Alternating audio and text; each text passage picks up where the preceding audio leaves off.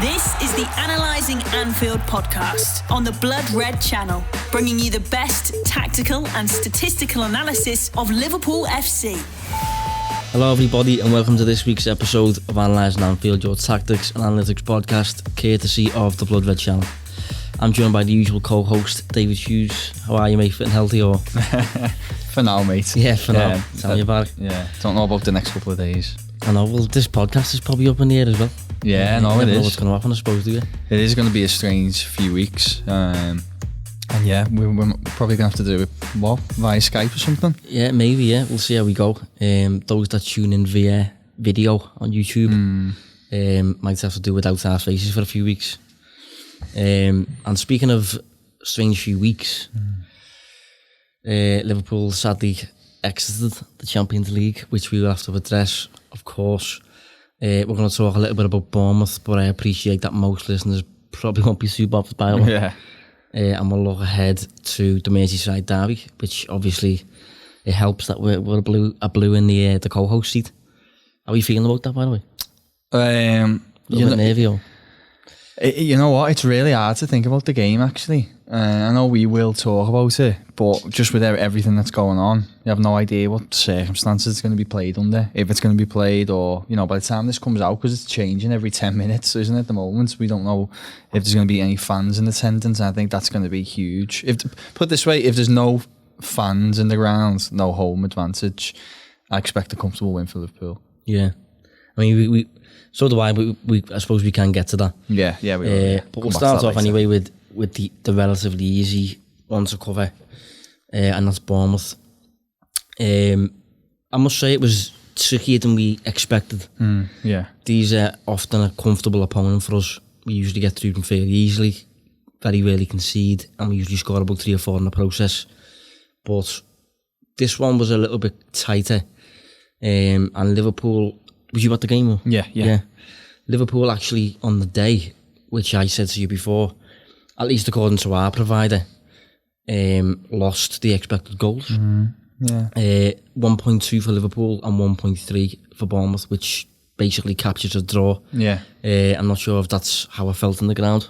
It still felt like Liverpool were the better side, comfortably. You know, if I'm just forgetting the numbers for a minute, if I'm just talking about watching the game and what I remember, it felt like Bournemouth had 2 big chances. One was converted, obviously, in the first half, and the second one is cleared off the line by Milner. Either side of that, and bear in mind the game was, 5 days ago, and there's been a big game since then, but it didn't feel like they had a ton more chances. I said, this is going off memory, though. Yeah. Without touching the data. Yeah, I mean, it's worth noting that the chance off the line, I think that's one of the reasons there'll be a little bit of variation between different expected goal models, is because I think that shot came from outside the box, but it came from outside the box towards an open goal. It depends on the quality of the model, whether that model will consider the position of the goalkeeper or not, basically. Yeah, shot trajectory and things like that. Yeah, but the provider that we use tend to be quite good with that. So I would actually go along with the expected goals that's been created. Having said that, Liverpool did have 14 shots. Bournemouth only had 6. So you'd expect Liverpool to dominate the XG based on that, but I think that just captures that. Liverpool had 14 shots, not really many clear cuts. Bournemouth had 6, but I'd just say 2 of them at least were, not you'd expect to score, I suppose, but big chances, high quality chances. Yeah, big chances. Yeah, and on another day, if Milner doesn't get back there in time, you may be looking at a 2-2 draw. Of course, that can be countered by what we'll probably touch on shortly. The fact that the first could have been quite easily being ruled out as well, couldn't it? Yeah, it could have. Yeah, I mean, for me, it was an absolute definite foul. See, I was unsure, and then when I watched it back. If he kind of does that motion with his shoulder, then he probably gets away with it. But he uses his arms, and for me, that's just, it's a foul. It should have been a foul. For me, it was definitely a foul. I couldn't believe that it wasn't given. I think we've learned since as well that I'm not even sure it was looked at. I think the referee in the ground was adamant that it was a goal. Adamant that it wasn't a foul, yeah. Which I think is really ignorant. Yeah, I said to you that though, didn't I? That I think they worked it well after that. It was actually a good little goal that they scored, but it shouldn't have really progressed to that point. No. I mean, we would always say that, like, you know, it's on you to prevent the goal, regardless of relying on the referee or not. But I think it was a situation where Bournemouth gained a lot from the foul. It was a situation that Joe Gomez was in charge of until he was pushed, so it doesn't really sit right with me, that one. Yeah. 75% possession for Liverpool, 6 shots on target to Bournemouth's 4, and Liverpool eventually punished Bournemouth through 2 mistakes, really. Yeah, I was torn with these actually. Twofold, really. I thought, firstly, we focus on the mistake aspect. The substitute Simpson who comes on, he looked well off it for me. He looked miles off the pace, because it did still feel like quite a frantic game that he come into, you know, for both sides. It was competitive, and he looked miles off it. He looked a little bit overwhelmed by it all, and to come out and try and dribble past Sadio Mane within your defensive line is suicide.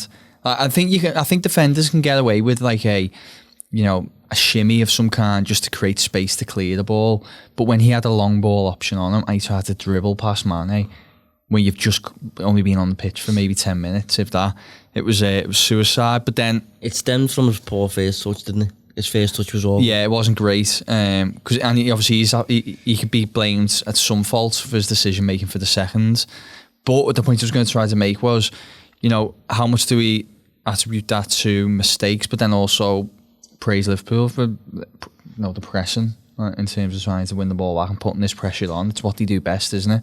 And obviously it's led to mistakes and goals.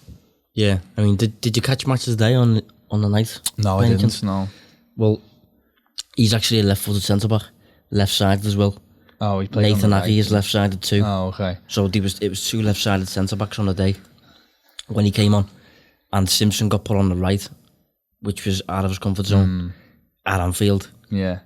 I think that stemmed from go on. I was going to say, that's his downfall, really. Yeah, I didn't want to cut you off there, but that would explain maybe why he doesn't go hit it a big up and over with his right, and he tries to cut in, dribble past onto his left.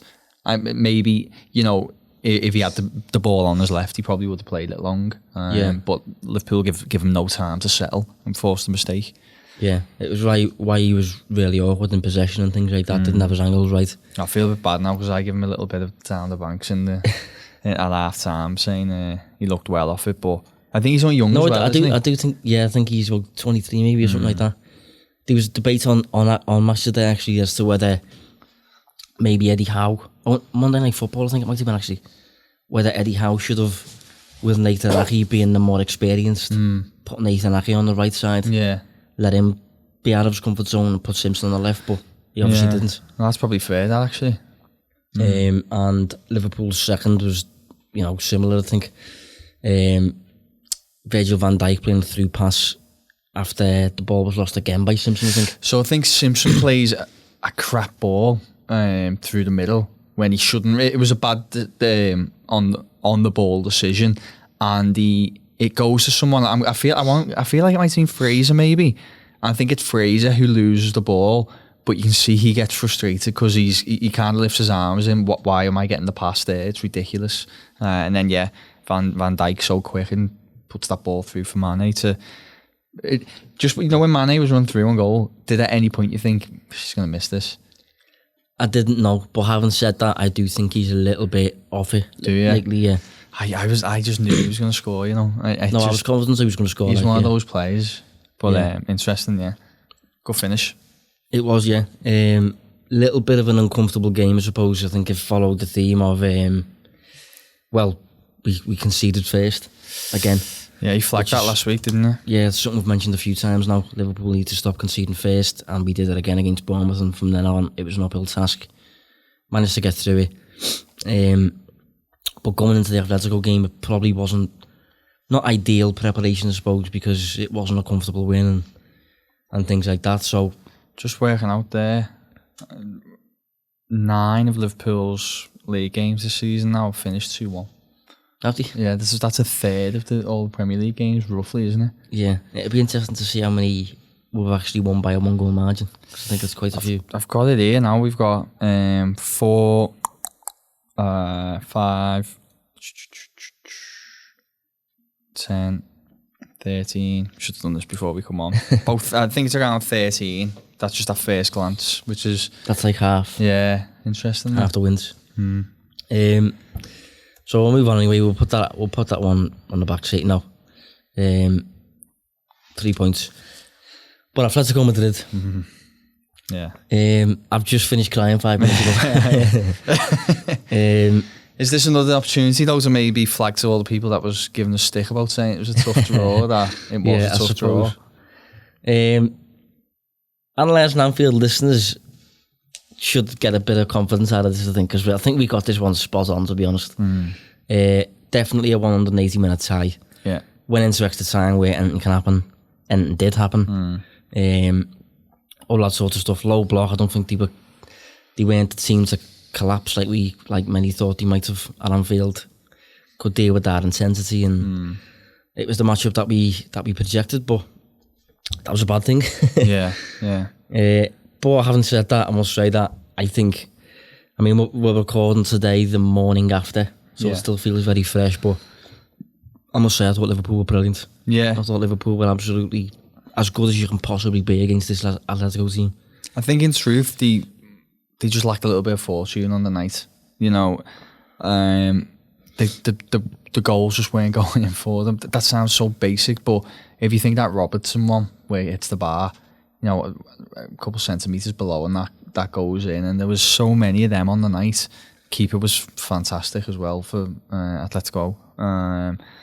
And yeah, it was just, I think Liverpool were just a little bit unfortunate, if we're being brutally honest, because they were by far the best team, and something that they've struggled to do post-winter break is they created more than enough chances to go and win the game. Yeah. Good chances at that. Yeah, I mean, I thought it was a dominant performance. And if you actually look at these numbers now, what I was going to say then, obviously these numbers are including extra time. But if I was to say to you, before the game, today Liverpool will post an XG of 2.8. Atletico will post 1.0. Liverpool will see 71% of the ball, and Liverpool will take 34 shots to 10, with 11 being on target to 6.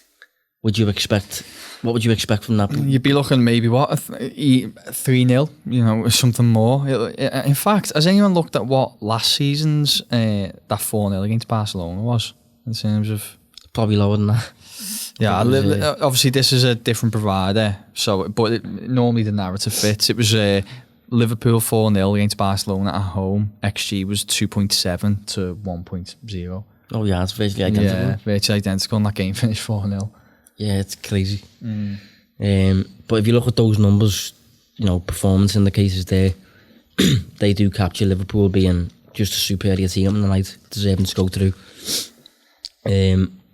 But you know, it just didn't happen, and I had no doubts over the course of the 2 legs that we would be the better team, and we'd be the more proactive, the more offensive.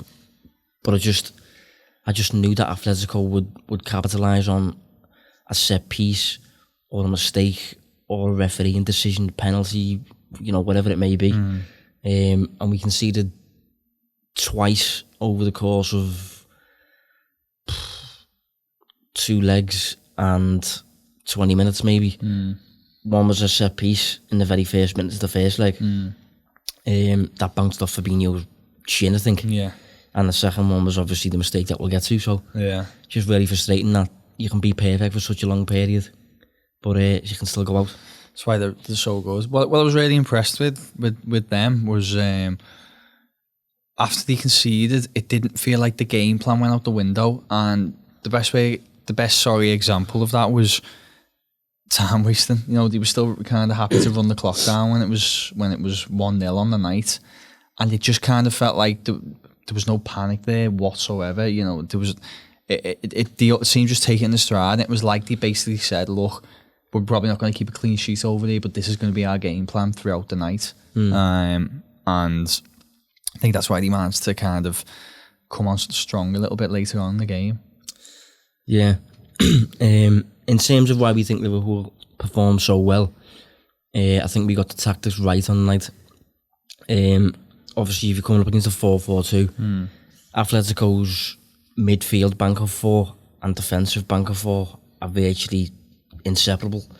The spaces that Firmino usually drops into, there was none of that. Doesn't exist. Hence why Firmino was lacked a little bit of impact over the course of the 2 legs, I think. But I think that stemmed from Atletico. So if you're facing that system, obviously out wide, they've got a midfielder and a fullback, and on the opposite flank they've got a midfielder and a fullback. Liverpool basically created overloads out there. Trent got forward, Chamberlain got forward but out wide, and Salah stayed out wide. And you had them 3 basically working as a trident, overloading the fullback and the midfielder. So you had a constant 3v2 out wide. Yeah. I haven't actually checked the crossing numbers. I'll do that now, but I know we put in an awful lot. Yeah. And I thought it was just it was how you needed to attack this team. It was how you attack Atletico. Yeah. Although I agree totally, but I also think Atletico are quite happy for that. But the way their system sets up in terms of sitting deep, limiting the space through the middle, in between the lines, it feels to me like they almost, the best term I could use is they create like a funnel where they push it out wide because they know teams will have to go there and try and put crosses into the box, and they possess aerial dominant players. But so they're quite happy to see that happen. That being said, I agree that Liverpool worked it very well. And if you think about the goals, they both come from crosses outside. Yeah, exactly. Someone said to me on Twitter that, it was a bit of a basic approach from Liverpool to just pelt so many crosses into the box. But I said to him it worked though. Yeah, because both of our goals derived from crosses. But I have just looked at the crossing numbers. Do you have a guess? Or? Well, I can't do it impartially, because I think I did see them. Oh, did you? Yeah, upwards of 50. Yeah. Yeah. So Liverpool's average for the season in terms of crosses attempted is 21.2. Liverpool hit 52. Yeah, that's double the usual amount. This is why I think it's a mixture of Liverpool choosing to attack this way because they've got really good crosses of the ball out wide, but also Atletico being quite happy for that. It seems like both teams are quite happy to deal with those forms of attack. But I do agree, it led to 2 goals. Where I think that narrative come from? That Liverpool continue to do so late in the game, and people will come. It feels like people were expecting them to pull a rabbit out the hat and do something a little bit different, but it's hard against this team. This is what they're bred for. This is how they defend so well. Yeah, I should say that's 52. Sorry, after extra time. So that obviously comes into it. Just looking at other games here, Liverpool haven't attempted more than 30 in very many games at all. We did it against Arsenal earlier in the season at Anfield. We did it against Newcastle at Anfield. But notably as well, we did it against Napoli away, a game that we struggled in. And we did it against Villa away, which we finally came back to win 2-1. Yeah. So I do think crossing from these top teams maybe is a bit of a sign that they're struggling to break through, but I do think in this case it was intentional. Well, yeah, I agree totally. And think about this as well. And Atletico have around an XG for the league campaign of 22-23 so far this season. So that works out at less than 1.0 game, isn't it? I can't do the maths in here, but it's. I'll have a look now. Surely can't be that low. Yeah, I'm pretty sure it is. Double check it now. So while you're checking it, I'll just fill the time on the mic. But I think it's about 1.1. Yeah, hang on. So Atletico's XG per 90. Oh, that's total. But what's the total?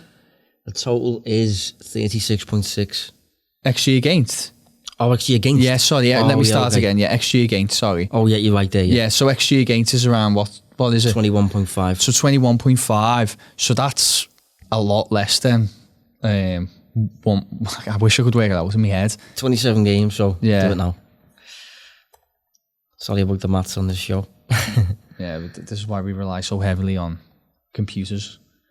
Divided by 27. So that's 0.79 XG. So their against XG against, on average, is 0.79.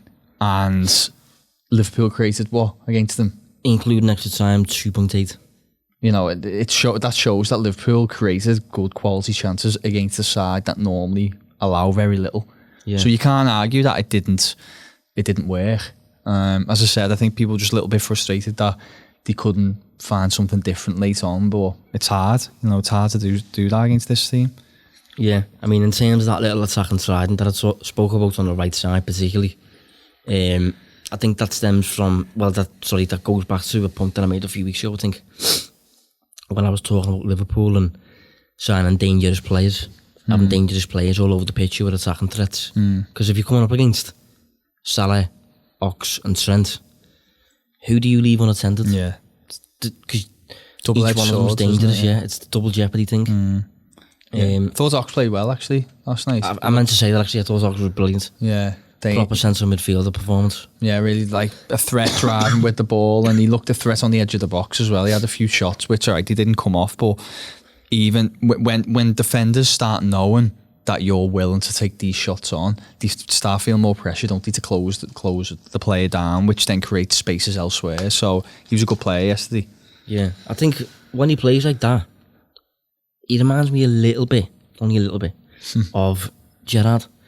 Because I think Gerrard in his day was a force, just a force that you just couldn't cope with, just his running power and just things like that. And I think Ox, when he gets in that rhythm, is hard to stop. He's so powerful but quick as well. So I think Ox was brilliant on the day. Yeah. Probably the best performance I've seen him give since our Champions League run, up until he got injured with against Roma. Like City levels, you think, maybe? Yeah, up there with City levels. I know he didn't get the goal last night, but he was up there. But the big moment. Now, I'm going to be brutal here.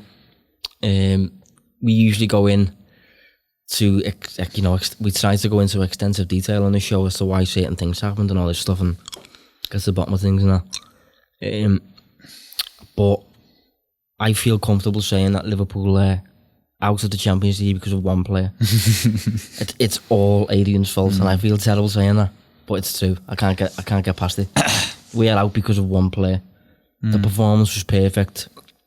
We finally managed to get the 2 goals. Yeah, everything under control, and he goes and what does he even do?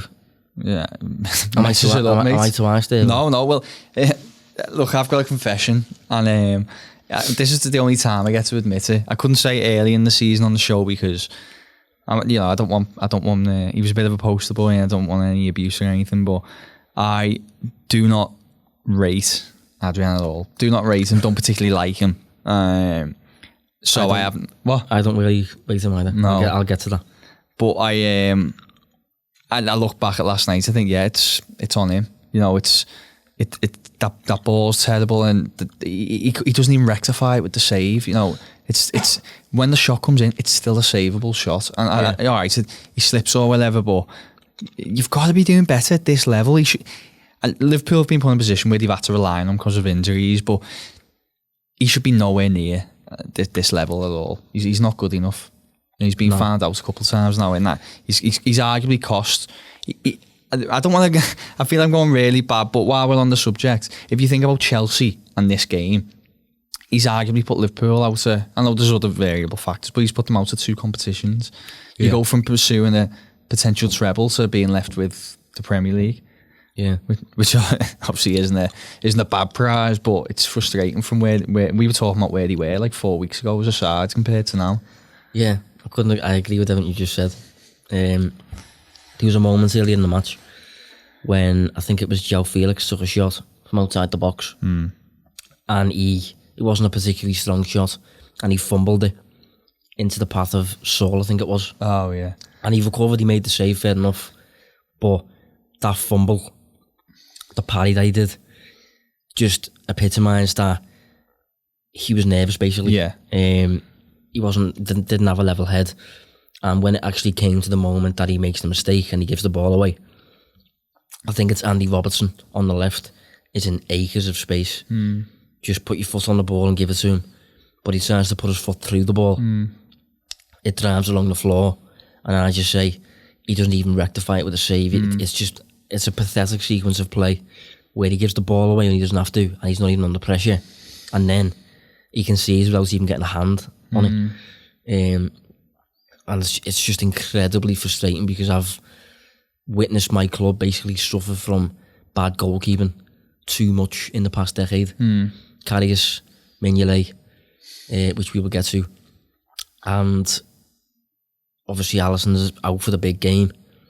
And I don't think it's a coincidence, by the way, that Liverpool only started to secure trophies under Klopp once Alisson was introduced. Despite the performance levels throughout his tenure being good, the results come when you've got a keeper. Yeah, I agree. You know, what else happens as well in terms of the psychological impact for defenders when they know they've got a goalkeeper like that behind them?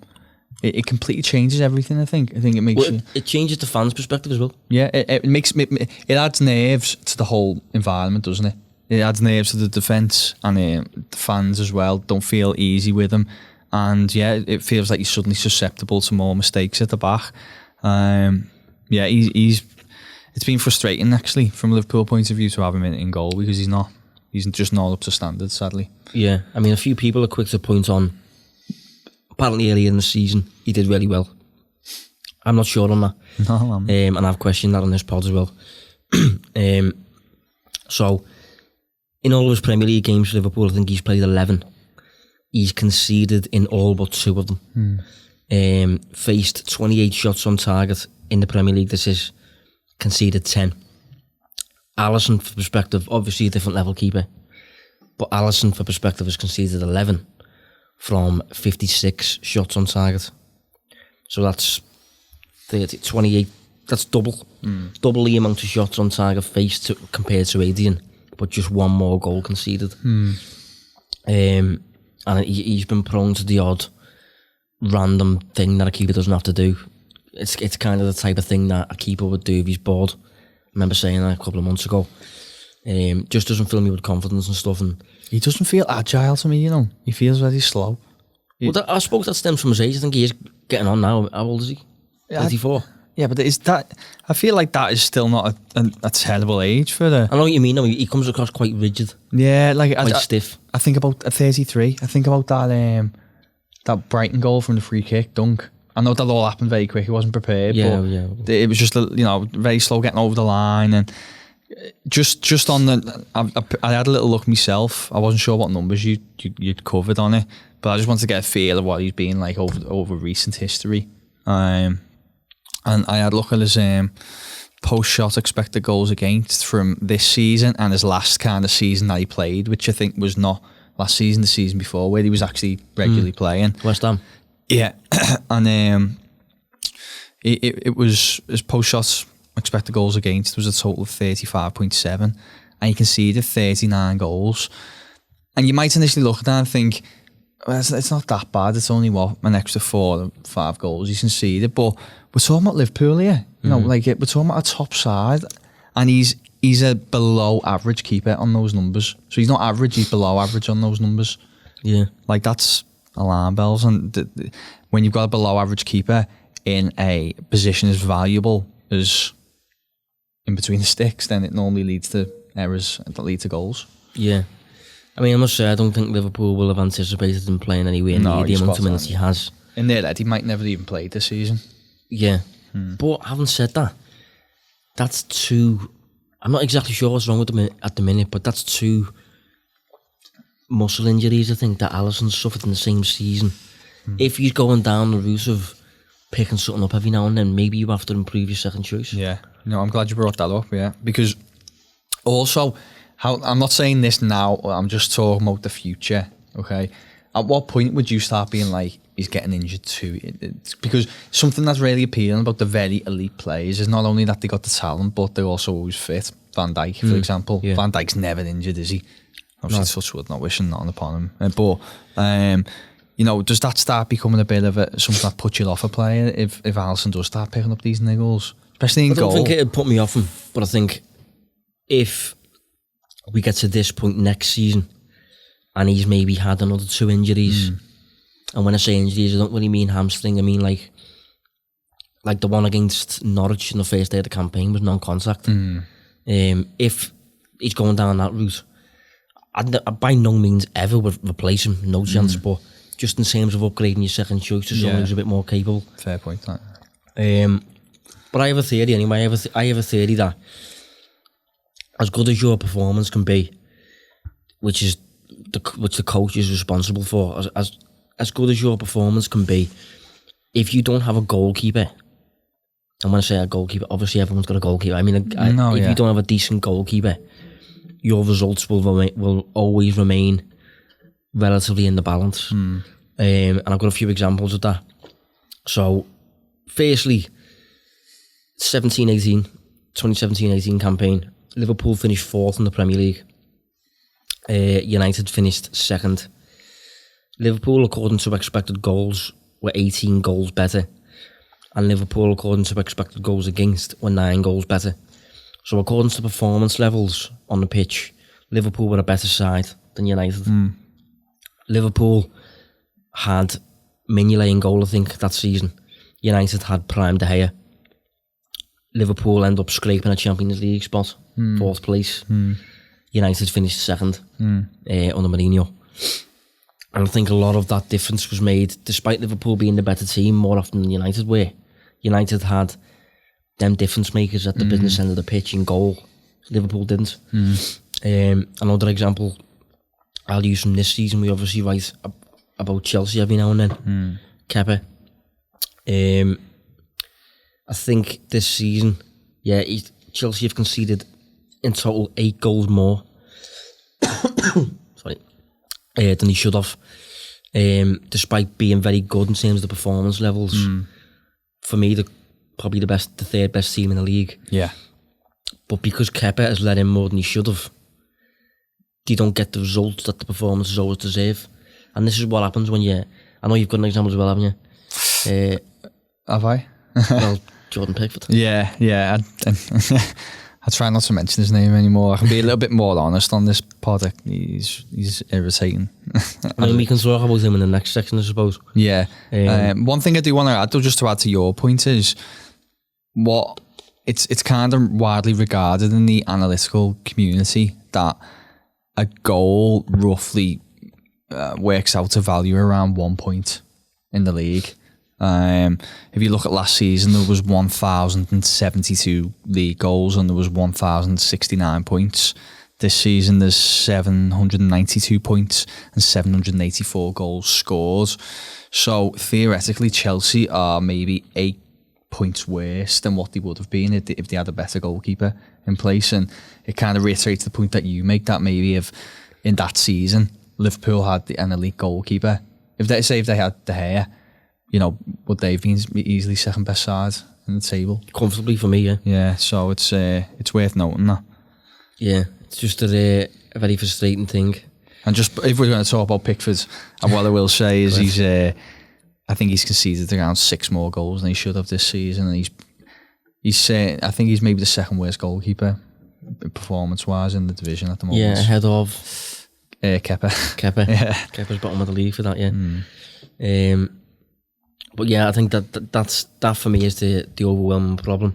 I remember saying earlier in the season, when Alisson got injured, I remember saying that Liverpool's performance levels should generally remain the same, and Liverpool should generally remain very, very good. But what Adrian's presence might do in comparison to Alisson's is impact results. It didn't really, but it has in arguably the biggest game of the season against Atletico. Performed superbly for the whole certainly the second leg. But an absolute calamitous half an hour period for him. Even the second goal's pathetic. Outside the box, conceding from outside the box, not even getting a hand on it. The third goal, again getting done at your near post. Yeah, it was just embarrassing. And I know it all happens so quick, and we're not keepers. We've never played at that level, and we don't particularly do beyond numbers. We don't do much analysis, I guess. But it seems to me like he's rooted to a 6-yard box when a player's running 1-on-1. Like, why is he not? Because if you actually look at the still of when he hits that, he's in around the 6-yard line, and that he's made that run. Morata's made that run probably halfway in Liverpool box. Like, come out and close the angle a little bit, put the pressure on, because that's what Alisson does. I think of that Jared Bowen chance. Was it Bowen at West Ham? I think so. Yeah, he closes the gap really well, but obviously... Yeah, there's certain goalkeepers that own the 6-yard box, own the 18-yard box, and own the defensive third almost. I think he's a 6-yard box keeper, maybe a penalty box keeper. But just one last point to think on the Atletico game. Would you say it was a Simeone masterclass? I saw mixed views on this one. So, I think they did very well in limiting what it turned out to be in terms of Liverpool's chances created. I think against another opponent it could have been a lot more. So I think they did defend well. I thought the keeper played well. Do I think it was a masterclass? It's hard because if you look at the game over 180 minutes and plus whatever, for example, the first leg I thought definitely was, really limited. Liverpool didn't have shots on target, did they? No. Yeah, so Anfield I think was a little bit more some luck in there as well. Yeah. Is that an answer? I don't know. Yeah, I mean, I know what you're saying. I actually think it wasn't a masterclass, but at the same time, I think it kind of was as well. Yeah. Because I don't think any other team in Europe could have done what they did in terms of soaking such pressure and dealing with it and only conceding once in 90 minutes. We were really pounding the door. Yeah. And they just dealt with cross after cross after cross and things like that, and they didn't cave in like a lot of teams would. They snatched a result in the end, albeit through an unforced error from a Liverpool perspective. Yeah. But I, as I said, I don't think any other team in Europe could have done that to us. Very frustrating. Hopefully the Champions League gets cancelled. But we'll move on anyway. We'll leave that one. We'll leave that one now. Hopefully we come back stronger next season to that. Do you think we were too harsh on Adrian there? Or? As I said, I'm a little bit biased. So I'm not a big fan of him. I think at best he's okay. And he's not, certainly not higher than that for me. No. But this was a shocker. This. Yeah. Anyway, move ahead to Everton.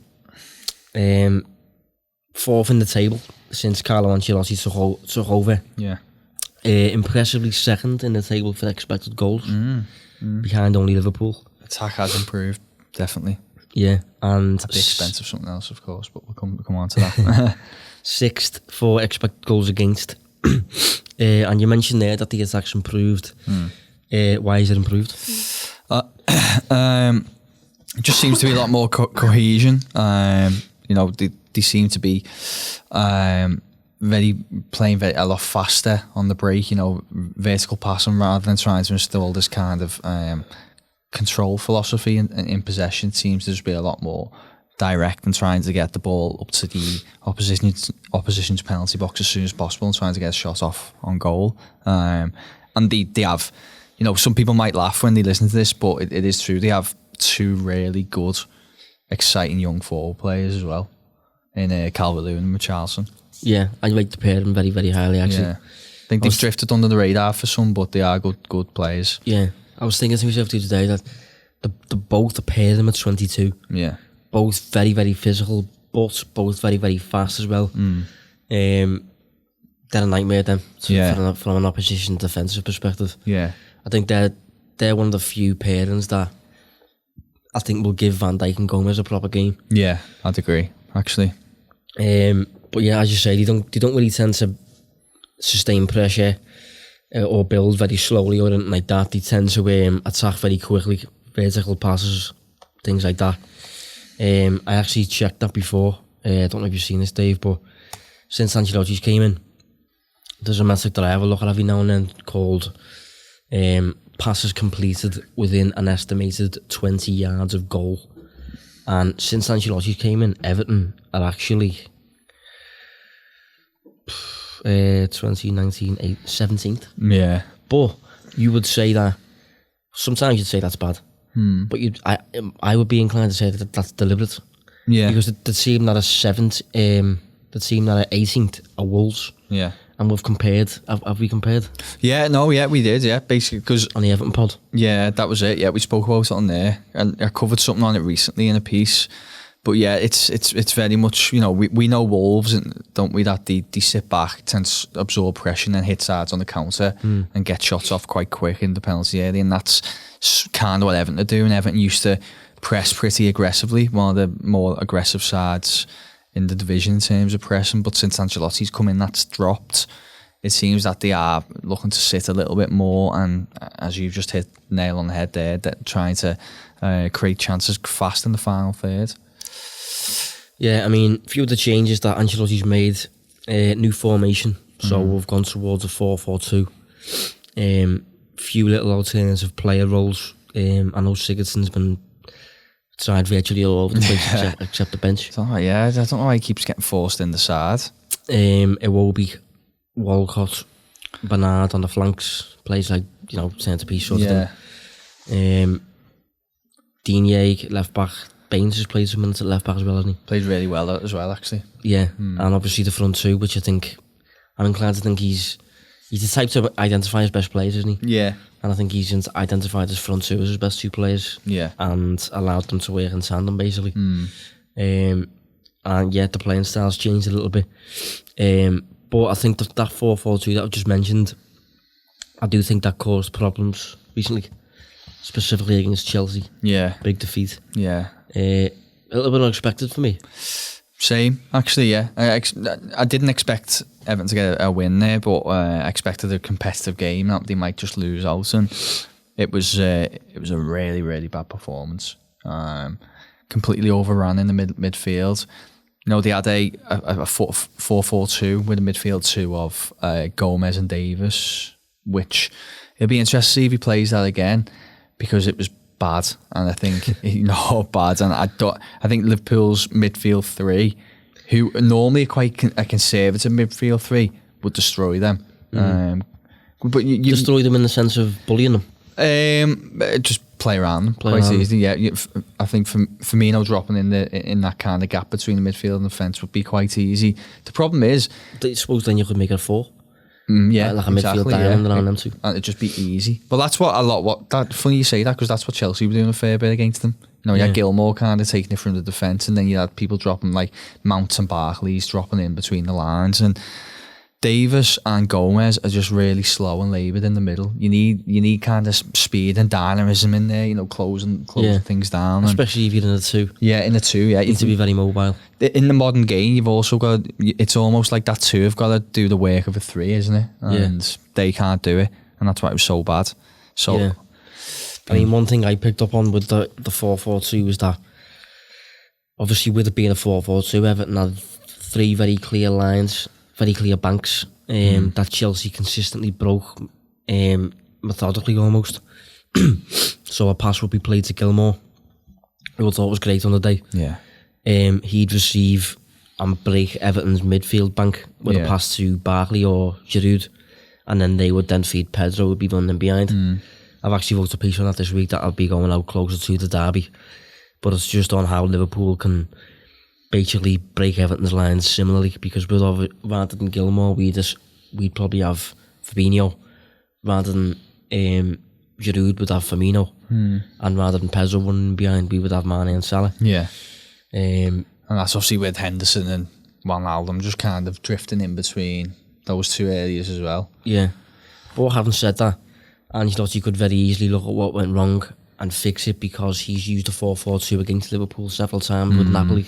Yeah. Causes problems every time, so be interesting one to see how it goes. He did at 2-0 down, he changed that to a diamond as well, but it did little to change anything really. Yeah. I've got down here Pickford, but we've already mentioned them really, haven't we? Yeah, just, you know, here's a problem. I mean, how much would you go down the route of shoot on sight? I would shoot on sight, yeah. Things. I think, yeah, you just both keepers, because Alisson's not going to be back. Yeah, I'd be, from a Liverpool point of view, just shoot on sight, anything on target, you've got half a chance. That's how it is at the moment. But then, as you've said on there, I wonder if Everton will be saying a similar thing, because they're going to know Adrian's low on confidence. Yeah, both of them are. Yeah, both of them can't do anything, doing it. One last little thing, I do think it's going to be interesting if it is played behind closed doors, because as you said earlier, I do think that would highly benefit Liverpool. Yeah, obviously. I mean, I would. So we've said on the show ages ago that Liverpool's two toughest league games away from home are United and Everton, haven't we? Because of the excluding City, it was that the question, that wasn't it? Yeah, it was excluding City. This is when we thought obviously it was going to be neck and neck with Liverpool and City, because the emotional element to it. And Goodison, when it's loud, it can be a tough place to play. I think that's why Liverpool's record isn't good there over the past few years. But if you remove that home advantage, you basically, it's just 11 versus 11 in terms of quality, and Liverpool's is so much better than Everton's at the moment that it should be a fairly comfortable win. Yeah, no, I agree. So verdict. This is a tough one for you, isn't it? Because a little bit biased, naturally. I'll be honest. I actually do think that without the home advantage or the home fans, it's really difficult for Everton. Do you want to do two predictions then, with and without the fans, or? Okay, yeah. I do fancy Everton to get something, maybe a 2-2, because I think both keepers are so unreliable. But without, you're looking 3-1, maybe Liverpool, fairly comfortable victory. Yeah, I think I would go with the fans 1-1, without the fans 2-0 Liverpool. Yeah. So do you obviously think it's going to be quite comfortable as well if there's no fans there? I do feel as though a players playing in an empty stadium, I feel as though the quality players naturally will benefit from that. Yeah, because there's fewer influences on the proceedings on the pitch, and a greater emphasis on your individual quality. Yeah, you've got less things to cope with and things like that. There's certain players who seem to thrive in certain games and seem to thrive when they haven't got pressure on them and stuff like that, and this is probably the type of environment that those players would thrive in. Yeah. So I don't think of some of them off the top of my head. No, I can't, but I know exactly what you're talking about. Yeah, but we'll leave it there anyway. So thanks for tuning in. Thanks for joining us, Dave. And we will see if we are back next week, because you can't really guess what's going to happen. No, it's like an unique, unprecedented type thing, isn't it? So we have no idea what's going to happen. But thanks anyway. Yeah. Thanks for joining us. See you next week. Cheers.